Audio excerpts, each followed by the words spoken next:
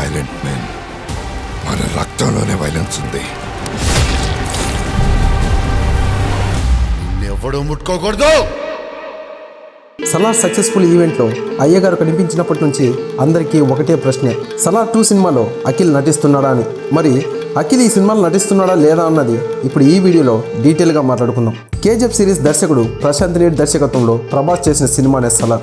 ఈ cinema box office వద్ద రికార్డుల కలెక్షన్లు అయితే రాబట్టింది. ఈ సినిమాలో శృతి హాసన్ హీరోయిన్గా నటించగా పృథ్వీరాజ్ సుకుమారన్, జగపతి బాబు, శ్రీహారెడ్డి తదితరులు కీలక పాత్రలు అయితే కనిపించారు. ఈ సినిమా ఫస్ట్ పార్ట్లో చాలా ప్రశ్నలు అయితే మిగిలిపోయాయి. ఆ ప్రశ్నలన్నిటికీ ప్రశాంత్ నీల్ రెండో పార్ట్లో అయితే క్లారిటీ ఇవ్వబోతున్నారని తెలుస్తోంది.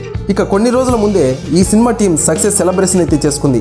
అయితే ఈ సక్సెస్ సెలబ్రేషన్లో యంగ్ హీరో అఖిల్ అక్కినేని కనిపించడంతో సలార్ సినిమా పార్ట్ 2లో అఖిల్ ఉండబోతున్నాడనే వార్తలు ఇప్పుడు చాలా వైరల్ అవుతున్నాయి. సలార్ పార్ట్ 2 సినిమాలో దేవ తమ్ముడిగా అఖిల్ కనిపించబోతున్నారని చాలా వార్తలు అయితే బయటకు వచ్చాయి.